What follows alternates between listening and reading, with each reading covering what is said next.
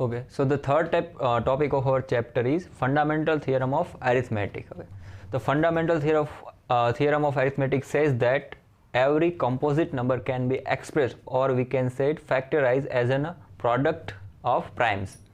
कोई भी composite number है उसको हम express कर सकते हैं प्राइम नंबर्स के फैक्टर में, प्रोडक्ट में, सॉरी, ठीक है, और एक्सप्रेस यानी कि हम उसका फैक्टराइजेशन करके उसको मल्टीप्लिकेशन में दिखा सकते हैं ऐसा. And this factorization is unique apart from the order in which the prime factors occur. और ये जो फैक्टराइजेशन होगा कोई भी नंबर का वो यूनिक होगा, हालांकि उसके जो प्राइम फैक्टर्स मिलेंगे हमें, प्राइम फैक्टर्स, उसके ऑर्डर अलग अल्टरनेट हो सकते हैं, आगे पीछे हो सकते हैं, पर जो उसका अंदर जो प्राइम नंबर्स आएंगे वो सब यूनिक होंगे ऐसे. ठीक है, हम एक एग्जांपल लेते हैं इसमें. मान लो कि 120, अब इसको एक्सप्रेस करना है प्रोडक्ट, किसके प्रोडक्ट्स में, प्राइम्स के, मतलब कि इसका फैक्टराइजेशन करना है. ठीक है, सिंपल फॉर्म में बोले तो कोई भी कंपोजिट नंबर है, ये 120 है वो कंपोजिट नंबर, उसका फैक्टराइजेशन करना है. तो 2 से फैक्टराइजेशन करो तो 60, 2 30, 15 2 जा 30, 5 3 जा 15 और 5 1 जा 5. तो 120 को मैं अगर एक्सप्रेस करता हूँ प्राइम नंबर्स के प्रोडक्ट में तो ये होगा 2 इंटू 2 इंटू 2 इंटू 3 इंटू 5. ठीक है, तो ये मैंने एक्सप्रेस कर दिया इस कॉम्पोजिट नंबर को प्राइम नंबर्स के प्रोडक्ट में. ठीक है, अब दूसरी बात बोलिए कि and this factorisation is unique. इसका मतलब है कि ये जो फैक्टराइजेशन मिला मुझे ये यूनिक होगा. यूनिक मतलब क्या हुआ कि 120 के लिए ही ऐसा मिल सकता है, ऐसा फैक्टराइजेशन किसी और नंबर को नहीं मिल सकता. ठीक है, जब ये ऐसा फैक्टराइजेशन मिला मतलब ये नंबर कौन सा होगा, 120 होगा, और कोई नंबर नहीं होगा जिसमें ऐसा फैक्टराइजेशन मिलेगा, ये यूनिक होगा. ठीक है, इसको हम ऐसे भी लिख सकते हैं 1 2 3 2⁻³ इंटू 3 इंटू 5. ठीक है, तो इसका मतलब है कि यूनिक मतलब 120 का ही ऐसा फैक्टराइजेशन होगा और कोई नंबर का ऐसा फैक्टराइजेशन नहीं मिलेगा, ये यूनिक रहेगा इसमें. ठीक है, उसके बाद बोला है कि apart from the order in which the prime factors अगर, इसका जो ऑर्डर है इसमें जैसे प्राइम फैक्टर आते हैं उसका ऑर्डर अल्टरनेट हो सकता है, आगे पीछे हो सकता है, पर जो इसके अंदर डिजिट्स है वो सेम ही रहेंगे ऑलवेज. ठीक है, 2 3 बार आता है तो 3 बार ही होगा, 3 1 बार है, 1 टाइम है तो 1 टाइम होगा, और 5 1 टाइम है तो 1 टाइम होगा. ठीक है, इसमें कोई चेंज नहीं आएगा, इसके ऑर्डर अल्टरनेट हो सकते. तो क्या हमारा थियरम था कि every composite number can be expressed as a product of primes, मतलब प्राइम नंबर्स के प्रोडक्ट में एक्सप्रेस कर दिया. तो फैक्टराइजेशन इज यूनिक, ये फैक्टराइजेशन यूनिक होगा मतलब ऐसा फैक्टराइजेशन सिर्फ 120 का ही हो सकता है और किसी भी कंपोजिट नंबर का ऐसा फैक्टराइजेशन नहीं होगा. ठीक है, and then apart from the order in which the prime factors अगर, इसका जो ऑर्डर है वो अल्टरनेट हो सकता है पर जो नंबर है इसके अंदर वो ऑलवेज यही रहेंगे, वो चेंज नहीं होंगे. ऐसा कोई और एग्जांपल लेना हो तो मान लो कि हम 100 लेंगे, 50, 25 2 जा 50, 5 5 जा 25 और 5 1 जा 5. तो 100 का जो फैक्टराइजेशन होगा 2 इंटू 2 इंटू 5 इंटू 5. ये फैक्टराइजेशन सिर्फ 100 का ही हो सकता है, ऐसा फैक्टराइजेशन सेम फैक्टराइजेशन किसी और नंबर का कभी नहीं मिलेगा हमें, ये यूनिक रहेगा ऑलवेज. ऐसा फैक्टराइजेशन मतलब ये 100 का ही है, ऐसा फैक्टराइजेशन मतलब ये 120 का ही है. ठीक है, okay, so now we are going to start exercise 1.2. the first question of exercise is express each number as an product of prime factor. जो नंबर्स दिए उसको हमें प्राइम नंबर्स के प्रोडक्ट में एक्सप्रेस करना है. ठीक है, तो फर्स्ट क्वेश्चन दिया है इसमें 140 नंबर दिया है जिसको हम बोलते हैं कंपोजिट नंबर. ठीक है, कंपोजिट नंबर को हमें प्राइम फैक्टर्स में एक्सप्रेस करना है. तो इसका फैक्टराइजेशन करते हैं हम 140. पहले 2 से करेंगे तो ये आएगा 70, 2 से 30, 5 से 7 और 7 से 1. तो इसका फैक्टराइजेशन लिखे अगर हम, प्राइम फैक्टराइजेशन होगा 2 इंटू 2 इंटू 5 इंटू 7. तो ये जो है उसका प्राइम फैक्टराइजेशन हुआ. इसको लिखना होता है ऐसे 2⁻² इंटू 5 इंटू 7 भी लिख सकते हैं. इसके बाद है नेक्स्ट क्वेश्चन, इसका क्वेश्चन नंबर 2 156 का फैक्टराइजेशन करते हैं अगर हम 156. तो पहले इसको 2 से डिवाइड करें तो 2 से होगा 7 2 14 और 8 2 16, मतलब 78। देन वापस 2 से करें तो यहाँ पे आएगा 3 2 6 एंड 9 2 18। अब इसका 3 से होगा तो 3 1 3 और 3 3 9, और 13 जो है वो प्राइम नंबर है तो उसके कोई फैक्टर नहीं मिलेंगे, 13 को हमें करना पड़ेगा 13 से। तो इसके जो फैक्टर है वो है 2 × 2 × 3 × 13, 2⁻² × 3 × 13, ये हुआ हमारा 156 का फैक्टराइजेशन। अब नेक्स्ट क्वेश्चन नंबर 3 है। Okay, the third question is 3825। इसका अगर हम फैक्टराइजेशन करें, अब देखो ये छोटे नंबर्स में तो हमें आइडिया आ जाता है कि इसमें कौन से कहाँ से इसका डिवीजन होगा पहले, ठीक है। इसमें 2 से हो जाए तो हमें क्लियरली दिख सकते हैं, पीछे 6 था तो ये 2 से डिवाइड होगा ही, क्योंकि ये इवन नंबर हो जाएगा। इसके पीछे 0 था मतलब इवन नंबर होगा तो 2 से डिवाइड हो गए। पर जब ऐसे बड़े नंबर हो तब इसमें बहुत ध्यान रखना पड़ेगा। ये नंबर के देखो पीछे 5 है, अब जिसके भी पीछे 5 या 0 आता है ऑलवेज 5 से तो डिवाइड होता ही है, ठीक है। तो इसको पहले हम 5 से डिवाइड करेंगे तो 5 7 37, इसके पीछे बचेगा 12 तो 5 6 और ये बचेगा 5, ओके 765। उसके बाद वापस इसका पीछे 5 आया तो 5 से डिवाइड करेंगे तो 5 से डिवाइड करो 5 1 5, 5 5 और 5 3, ओके 153। देन अब देखो इसके पीछे 3 आया तो 3 आया है और 15 है आगे, ये भी 3 से डिविजिबल है तो ये 3 से डिवाइड हो गए। 3 5 3 15 और 3 1 3। अब ये हुआ 15। अब हमें पता है कि 17 3 कितना होता है 51 होता है, ये तो सीधा हम लिख सकते हैं 3 17, और 17 है वो प्राइम नंबर है तो प्राइम नंबर्स का फैक्टराइजेशन प्राइम से डिवाइड होता है तो 17 का 17 आएगा। तो इसका प्राइम फैक्टराइजेशन हुआ। इसमें एक आइडिया देखना है आपको कि पीछे जो नंबर है उसके हिसाब से यहाँ से डिवाइड करो तो आपको ये हो जाएगा क्लियरली। 3 3 एंड 17। अब हमने बात की थी जो हमारा अरिथमेटिक थियरम था उसमें, फंडामेंटल थियरम ऑफ अरिथमेटिक में, कि ये जो ऑर्डर है वो आगे पीछे हो सकते हैं, ठीक है। 3 पहले या बाद में आए उससे कोई फ़र्क नहीं पड़ता, पर ये जो फैक्टराइजेशन है वो यूनिक होना ज़रूरी है। इसलिए हम पहले 5 आ गया तो ऐसा नहीं है कि इसमें पहले क्यों 5 आया, ठीक है।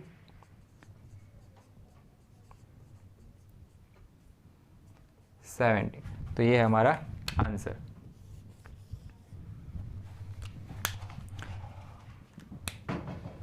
नेक्स्ट क्वेश्चन देखते हैं अभी, 4th number. Okay, so the 4th number question is 5005। इसका डिवीजन करते हैं अगर, तो जैसे हमने आगे देखा था कि अगर पीछे 5 आता है तो मोस्टली वो 5 से डिवाइड होता है नहीं, ठीक है।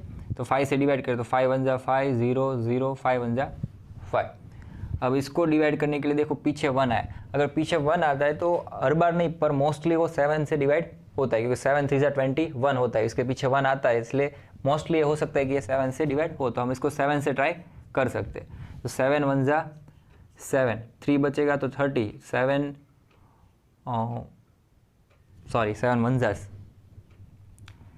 1 7, पीछे बचेगा 3 यानी कि 30, तो 7 4 28, 2 बचेगा तो 21 हो गया, 7 3 21, तो ये हो गया 7 से डिवाइड, ठीक है। हर बार हो ऐसा ज़रूरी नहीं, पर मोस्टली ये 1 आया है पीछे तो 7 से डिवाइड होगा ये।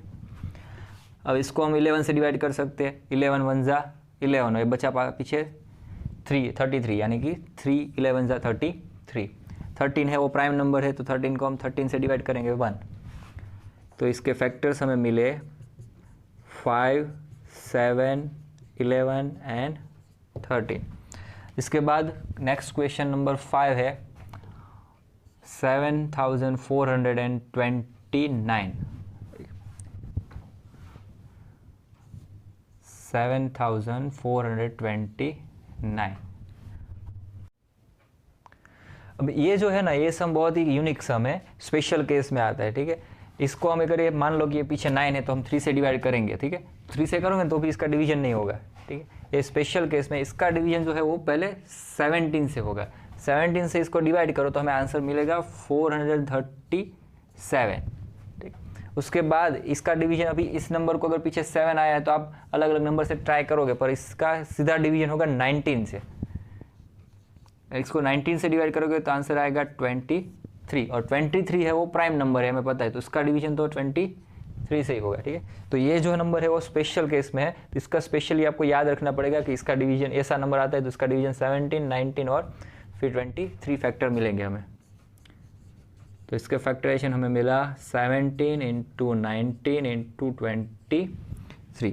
इसको सॉल्व करने के लिए आपको ट्राई एंड एरर का मेथड ही यूज़ करना पड़ेगा, पर इस सम को स्पेशली आप याद रख सकते हो।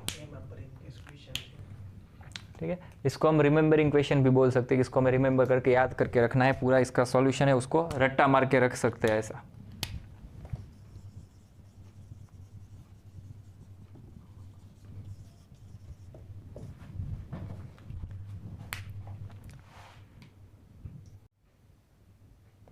The second question of exercise is find the LCM and HCF of the following pairs of integers and verify that LCM into HCF is equal to product of the two numbers। ठीक है, इसमें क्या बोला है, कोई integers नीचे दी, integers की pair दी हुई है, 2 इंटीजर्स दिए, उसका LCM और HCF फाइंड करना है, और उसके बाद ये वेरीफाई करना है कि जो दोनों का LCM है उसका प्रोडक्ट करो, और LCM और HCF है दोनों का, उसका प्रोडक्ट करो, और जो नंबर जिसका हमने LCM और HCF निकाला है उस 2 नंबर का प्रोडक्ट करो, वो दोनों का आंसर इक्वल आता है। ठीक है, तो इसको 1 बाय 1 हम क्वेश्चन देखते हैं। फर्स्ट क्वेश्चन दिया है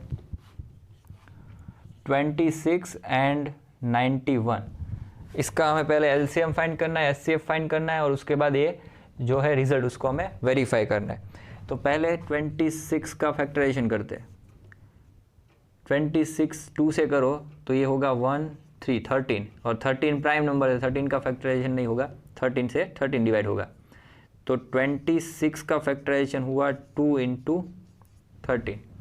उसके बाद 91 का फैक्टराइजेशन करो अगर, तो 91 पीछे 1 आया, मतलब हमने अगले सम में देखा था कि अगर 1 आता है तो हम उसको 7 से डिवाइड कर सकते हैं, मोस्टली 7 से डिवाइड हो जाता है, तो 7 से करो तो 7 1 जा 7, 21 यानी कि 7 3 जा 13 1 जा, तो 19 के फैक्टर्स मिले 7 इंटू 13। अब HCF किसको बोलते हैं, हमें पुरानी मेथड है, बहुत बार आ चुकी है पहले भी, तो HCF जो भी इसमें कॉमन नंबर्स आते हैं दोनों में, उस नंबर का जो हम प्रोडक्ट करेंगे उसको बोलते हैं हम HCF। HCF में क्या करना है, दोनों में, इसमें 2 है इसमें नहीं है, 13 इसमें है इसमें भी है, तो यहाँ पे 13 आएगा, उसके अलावा यहाँ पे 7 इसमें नहीं है। ठीक है, तो दोनों में जो कॉमन है वो नंबर्स यहाँ पे लिखते जाने और उसका प्रोडक्ट करना है, तो इसके अंदर 13 कॉमन है तो इसका HCF होगा 13। उसके बाद LCM कैसे निकालते हैं हम,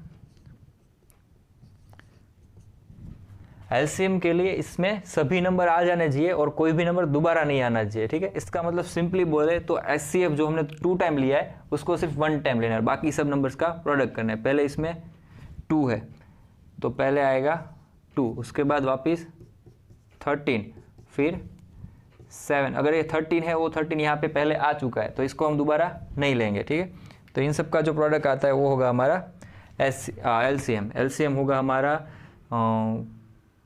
182। अब हमें LCM और HCF मिल गया है, तो अब हम इस रिजल्ट को वेरीफाई करते हैं। ठीक है, तो पहले हम करेंगे LHS और RHS से। LHS में अगर हमें दिया है LCM इंटू HCF, LCM हमारा क्या है 182 इंटू HCF है हमारा 13, इन दोनों का प्रोडक्ट करो अगर तो मिलता है 2366। अब HCF RHS फाइंड करते हैं, तो RHS इज इक्वल टू होगा प्रोडक्ट ऑफ 2 नंबर्स। कौन से 2 नंबर्स थे हमारे 26 एंड 19, तो 26 इंटू 19, इन दोनों का प्रोडक्ट करो तो भी मिलेगा हमें 2366। तो इसके हिसाब से हम बोल सकते हैं कि LHS is equal to RHS, verified. इस तरह से हम इसको वेरीफाई कर सकते हैं। So next question, second number का क्वेश्चन है 510 एंड 92। पहले 510 का हम फैक्टराइजेशन करते हैं, तो 2 से करेंगे तो ये आएगा 2 2 ज़ा 4, 5 2 ज़ा 10, 5 2 ज़ा 10। अब पीछे 5 है, मतलब इसको हम 5 से डिवाइड कर सकते हैं, तो 5 5 ज़ा 25 और 5 1 ज़ा 5। अब पीछे 1 आया तो इसको हम 7 या फिर 3 से भी कर सकते हैं, क्योंकि 7 3 ज़ा 1 होता है। पहले 3 से कर दे तो 3 से डिवाइड हो जाता है, 3 1 ज़ा 3 एंड 21 यानी कि 7। अब ये 17 है प्राइम नंबर, तो 17 का होगा 17 से। तो इसके फैक्टर्स हुए हमारे पास 2 × 5 × 3 × 17। अब 92 के फैक्टराइजेशन करते, पीछे 2 है तो 2 से डिवाइड होता होगा, तो 2 4 2 ज़ा 8 और 12 बचा 6 2 ज़ा 12।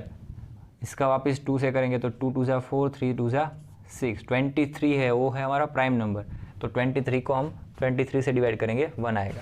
इसके फैक्टर्स यहाँ पे लिख देते हैं 92 के 2 2 एंड 23। अब पहले हम लिखेंगे HCF। HCF क्या होता है, हमने अभी देखा था कि इस दोनों के फैक्टर के अंदर जो कॉमन नंबर होगा, इसके अंदर 2 है, इसके अंदर 2, इसके अंदर 5, इसमें नहीं है, 3 नहीं है, 17 नहीं है, तो सिर्फ कॉमन नंबर कौन सा मिला हमें, 2। तो इसका HCF होगा 2। उसके बाद LCM। LCM में क्या होता है कि जो कॉमन आया है उसको सिर्फ एक बार लेंगे, बाकी सब नंबर्स का प्रोडक्ट करेंगे। तो यहाँ पे पहले आएगा 2, फिर आएगा 5 3 17। ये 2 वापस हम नहीं लिखेंगे, इसके बाद वाला 2 है वो नहीं आया तो उसको हम लिखेंगे फिर 23। इसका अगर प्रोडक्ट करो तो आंसर आता है 23,046। तो इसका HCF होगा 23,046। अब आगे जो ये हमारे नोटेशन दिया है उसको हम वेरीफाई करते हैं। तो पहले लेंगे LHS। LHS is equal to होगा LCM इंटू HCF। LCM हमारा मिला हमें 23,460 इंटू HCF मिला हमें 2। इसका 2 से मल्टीप्लाई करो तो मिलता है हमें 46,920। अब नेक्स्ट हम लेंगे RHS। तो RHS में होगा प्रोडक्ट ऑफ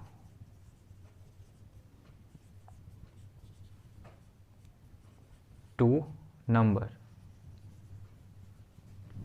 कौन से 2 नंबर्स थे हमारे पास, 510 इंटू 92। इन दोनों का प्रोडक्ट करो तो भी हमें मिलता है 46,920। तो यहाँ पे भी यही आंसर आता है, यहाँ पे भी ये दोनों सेम है, तो हम बोल सकते हैं LHS is equal to RHS which is verified.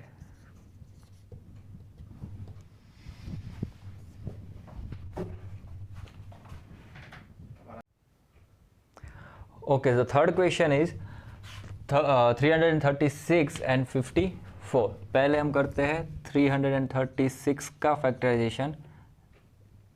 2 से डिवाइड करें तो 2 1 ज़ा 2, 6 2 ज़ा 12 और 8 2 ज़ा 16। वापस इसका 2 से डिवाइड करेंगे तो होगा 8 2 ज़ा 16 और 4 2 ज़ा 8। 2 से करेंगे तो 4 2 ज़ा 8 और 2 2 ज़ा 4। वापस इसका 2 से करेंगे तो 2 2 ज़ा 4, 2 1 ज़ा 2।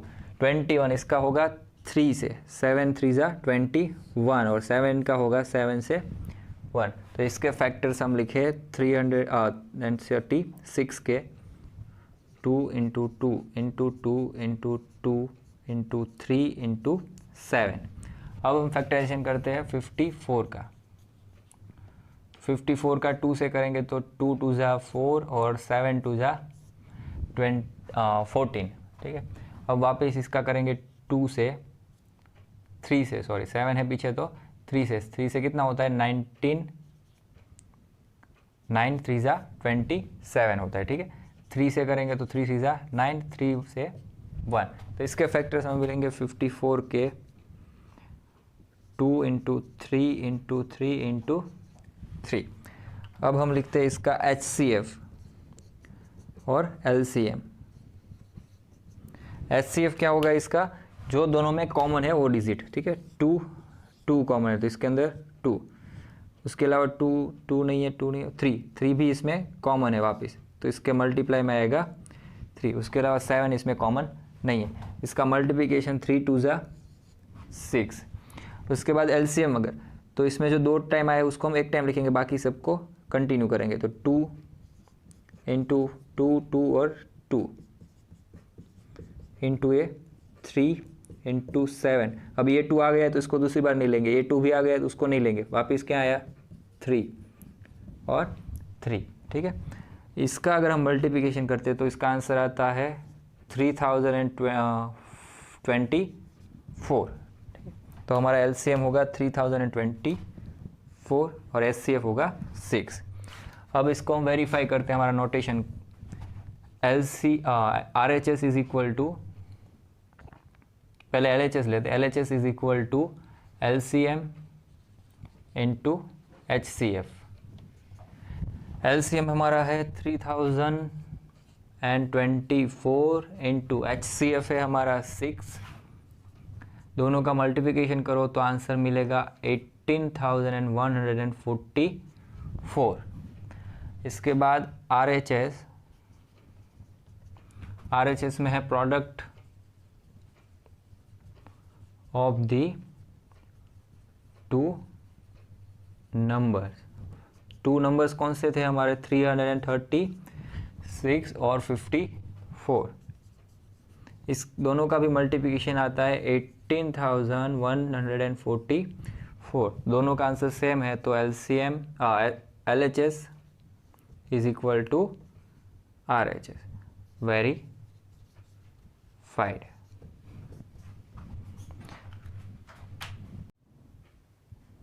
Okay, the third question is find the LCM and HCF of the following integers by applying prime factorization method। prime factorization method का यूज़ करके हमें इसके LCM और HCF फाइंड करने हैं, ठीक है। इसके अंदर फ़र्क इतना है, इसके अंदर 3 इंटीजर्स दिए, इसके पहले वाले में 2 इंटीजर्स की पेयर दी हुई थी, ठीक है। तो पहले इसका फैक्टराइजेशन करते 2 का 12 का, तो 2 से करेंगे 6, 2 से 3, 3 से 1, 12 का फैक्टर मिले हमें 2 एंड 3। देन 15 के फैक्टर्स मिलेंगे 3 से 5 और 5 से 1, 15 के फैक्टर हमें मिले 3 इंटू 5।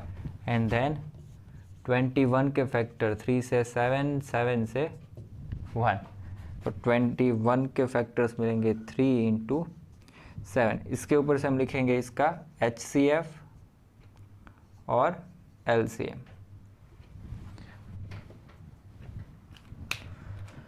तो जैसे हमने आगे किया था कि HCF इज इक्वल टू क्या होता है, जो तीनों के अंदर कॉमन होता है वो, तो 2 नहीं है, 2 नहीं है और 3 तीनों के अंदर कॉमन है, तो इसका HCF क्या होगा 3, और LCM क्या होगा, जो कॉमन है वो एक बार आएगा, बाकी सबका मल्टीप्लिकेशन, तो 2 इंटू 2 इंटू 3, ये 3 एक बार आ गया तो नहीं आएगा दूसरी बार, 5, ये 3 भी एक बार आ गया तो वापस नहीं आएगा, 7।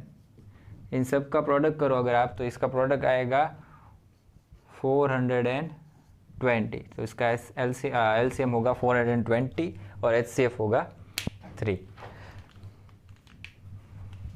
इसके बाद नेक्स्ट क्वेश्चन देखते हैं, इसका सेकेंड नंबर क्वेश्चन है 17, 23 एंड 29। इसके फैक्टर निकालते पहले 17 के, 17 है प्राइम नंबर है तो सीधा 17 से ही होगा। 23 वो भी प्राइम नंबर है तो इसका भी 23 से ही होगा, और 29 वो भी प्राइम नंबर ही है तो इसका भी किससे होगा 29 से। तीनों के तीनों प्राइम नंबर्स दिए हुए इसमें, तो इसके फैक्टर्स भी क्या हो गए 17 के, 17 इंटू 1, 23 के क्या हो गए 23 इंटू 1, 29 के 29 इंटू 1। अब इसका HCF और LCM अगर लिखते हैं हम, तो HCF इसका देखो, जिसके अंदर जो कॉमन है वो उसका HCF होता है, तो इसके अंदर 1 1 और 1, सब के अंदर कॉमन क्या आता है 1, तो इसका HCF क्या होगा 1। फिर LCM में क्या करेंगे, सबका मल्टीप्लिकेशन 17, 1 एक बार लिखेंगे, फिर 23, फिर 1 नहीं लिखेंगे, फिर 29 और 1 एक बार आ गया तो दूसरी बार नहीं लिखेंगे।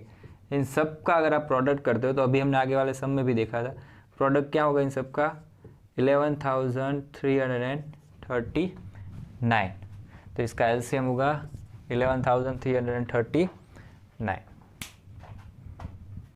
Okay, the third question is 8, 9 and 25। 8 का फैक्टराइजेशन 2, 2 से 4 होगा, 4 से 2 से करेंगे तो 2, 2 का 1, तो 8 के फैक्टर्स मिले हमें 2 इंटू 2 इंटू 2।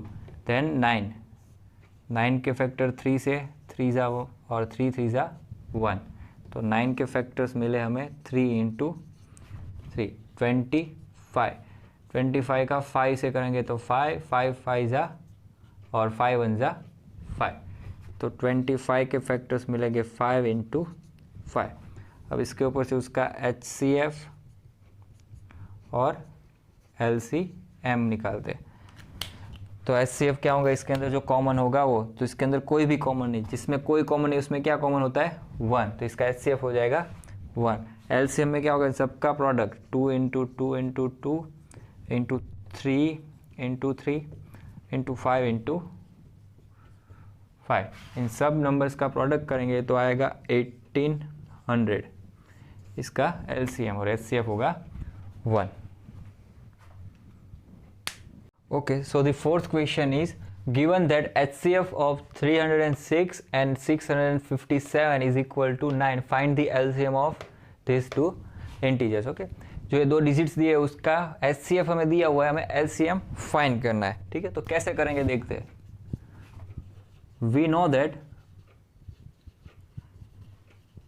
हमें पता है कि LCM into HCF is equal to product of the two numbers। ठीक है, हमें ये अभी हमने वेरीफाई किया था। ठीक है, कि HCF इंटू LCF करो तो क्या मिलता है, product of the two numbers. तो यहाँ पे हमें LCM क्या है हमारा वो लिख देते हैं, LCM of 306 657 into HCF of 306 and 657 is equal to product of the two numbers. कौन से दो नंबर्स के प्रोडक्ट, जिसका LCM और जिसका HCF है उस दो नंबर का प्रोडक्ट, यानी कि 306 और 657 का प्रोडक्ट यहाँ पे होगा। ठीक है, अब LCM हमें फाइंड करना है, तो LCM हमें ऐसे लिख देंगे 306 इंटू और 657 इंटू HCF हमें ऑलरेडी दिया हुआ है यहाँ पे कितना है 9, तो यहाँ पे आएगा 9 इज इक्वल टू 306 एंड 657। ठीक, अब ये 9 को इस तरफ ले जाएंगे तो डिवीजन में आएगा, तो LCM of 306 657 is equal to 306 into 657 divide by 9। अब यहाँ पे इसको कैसे कट करते हैं, तो 9 3 जा और यहाँ पे 102 3 जा, 3 से वापस करोगे तो 34 3 जा 102। ठीक है, तो ऊपर हमें मिला यहाँ पे आंसर 34 इंटू 657, LCM ऑफ 306 और 657, इन दोनों का LCM क्या होगा, इसका प्रोडक्ट, इसका प्रोडक्ट करो तो आंसर हमें मिलता है 22,338। ठीक है, तो इसका आंसर हमें मिल गया ये। Okay, so the fifth number question is, check why the 6 raised to n can be and with digit 0 for any natural number n। Question में क्या पूछा है कि 6 raised to n है, n की पावर आप चेंज करते जाओ, मतलब कि यहाँ पे 6 raised to 1 करो, 6 raised to 2 करो, 6 raised to 3 करो, इसका जो भी आंसर आता हो रहेगा। ठीक है, वो कभी भी ऐसा आंसर आएगा कि जिसका n डिजिट होगा वो 0 आएगा, मतलब 6 raised to 36 ऐसे, तो इसके पीछे 6 आता है ऑलवेज। ठीक है, तो हमें ऐसा प्रूव करना है कि इसके पीछे कभी 0 आएगा कि नहीं, वो चेक करना है इसमें। ठीक है, आता है तो क्यों आता है और नहीं आता तो क्यों नहीं आता, वो हमें दिखाना है।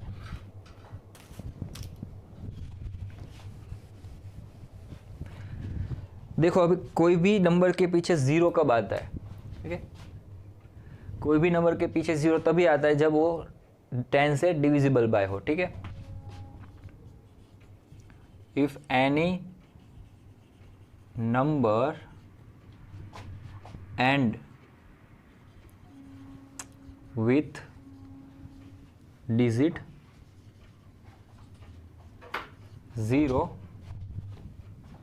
it should be divisible by 10। कोई भी नंबर 0 से एंड होता है तो वो हमेशा किससे, 10 से डिविजिबल बाय होगा, वो 10 से डिवाइड होगा। अब 10 से डिवाइड होगा मतलब 10 जो वो किससे डिवाइड होता है, 2 से भी होता है और 5 से होगा, ठीक है। 10 के फैक्टर्स क्या होते हैं, 2 एंड 5, तो वो नंबर है वो ऑल्सो किससे डिवाइड होगा, वो 2 एंड 5 से, ठीक है। And therefore that number must be divided by 2 and 5। Reason 10 is equal to 2 into 5। 10 के फैक्टर्स क्या होते हैं, 2 एंड 5 होता है, तो जो नंबर 10 से डिवाइड होगा वो 2 एंड 5 से भी डिवाइड होगा, ठीक है। Now prime factor of 6 raise to n, 6 raise to n के प्राइम फैक्टर्स क्या होंगे, 6 के फैक्टर क्या होते हैं, 2 इंटू 3 और उसके ऊपर n पावर। तो इसके फैक्टर्स में देखो एक तो 2 आता है और 3 होता है, ठीक है। इसके फैक्टर के अंदर अगर 2 और 5 होता तो 2 और 5 से डिवाइड होता है, ठीक है। पर यहाँ पे कहीं पे 5 है ही नहीं, तो ये जो नंबर है वो 5 से डिवाइड नहीं होता, सिर्फ 2 से ही होता है। तो जो 2 से ही होता है और 5 से नहीं होता तो वो 10 से डिवाइड नहीं होगा, और 10 से डिवाइड नहीं होगा तो उसका एंड डिजिट होगा भी 0 नहीं होगा, ठीक है। In the prime factor of 6 raise to n 5 is absent, ठीक है। 5 नहीं है उसके अंदर, तो अगर 5 उसके अंदर नहीं है तो वो so it can not be divide by 5। अगर वो 5 से डिवाइड नहीं होता है देयरफॉर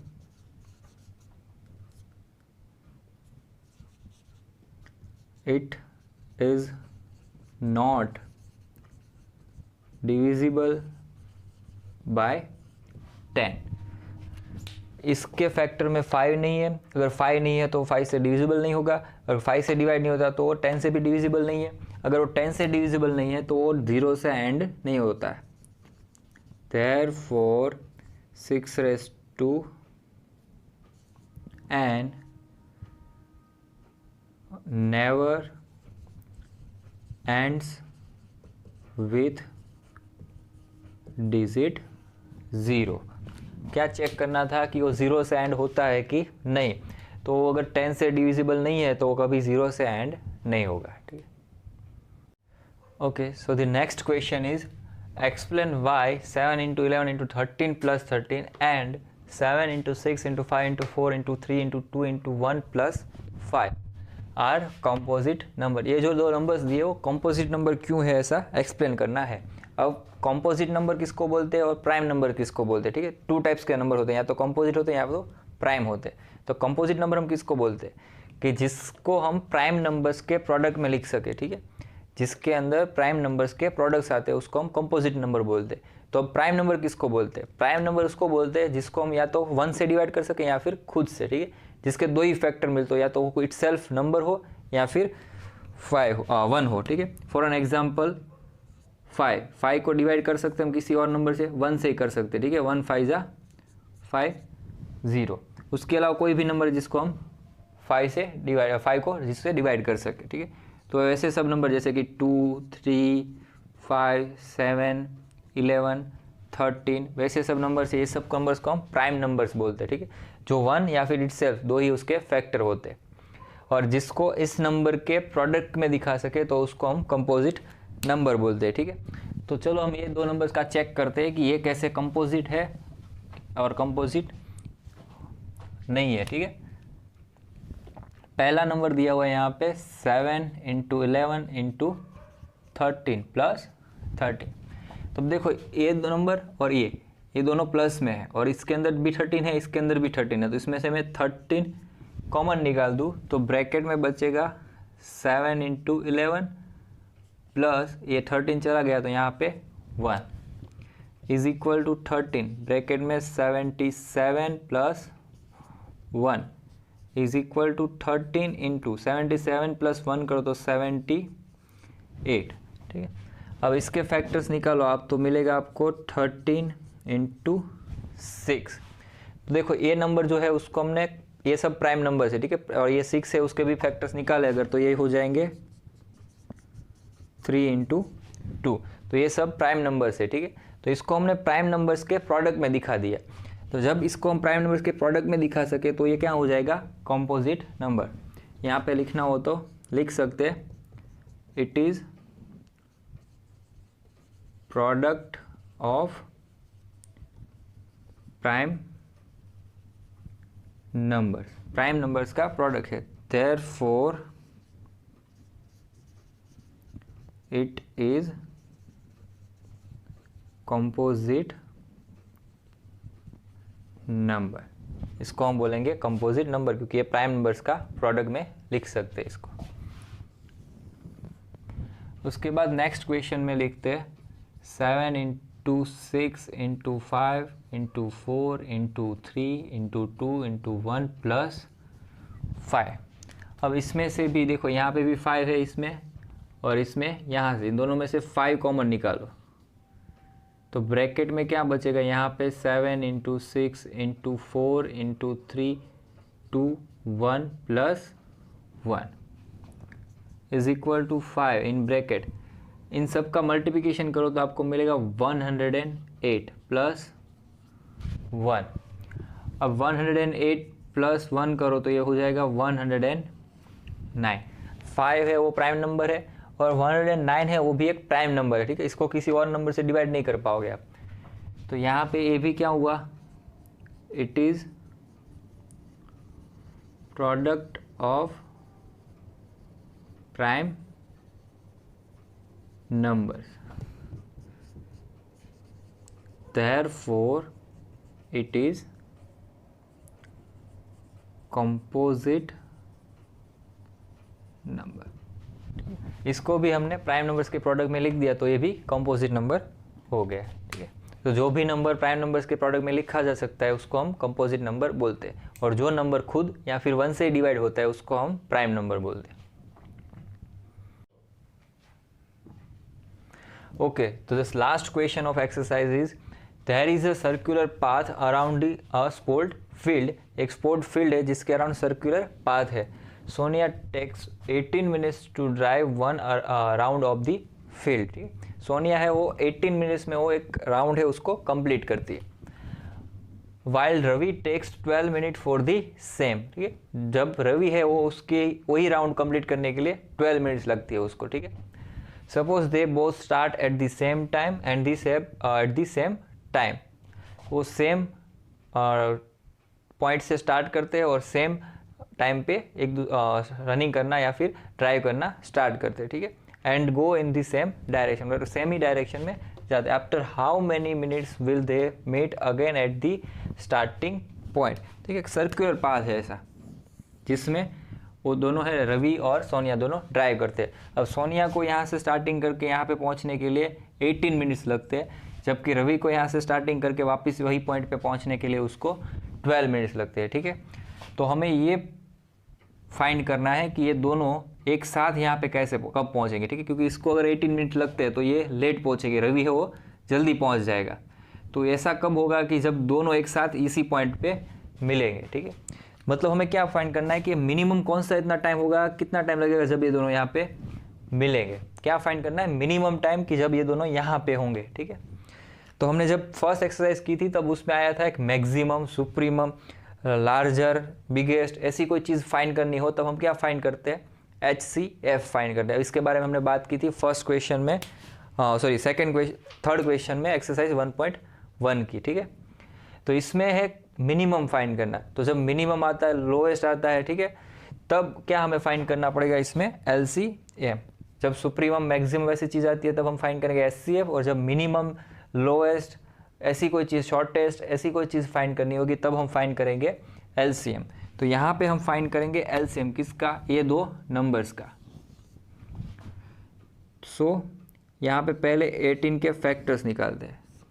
तो फैक्टर्स 18 के 2 से डिवाइड करो तो आएगा 9, 3 से 3 और 3 से 1। तो 18 के फैक्टर्स हुए 2 into 3 into 3। Factors of 18 is equal to, and factors of 12 के क्या फैक्टर्स होंगे, 2 से 6, 2 से 3, 3 से 1 is equal to 2 into 2 into 3। अब इन दोनों का अगर LCM फाइंड करेंगे,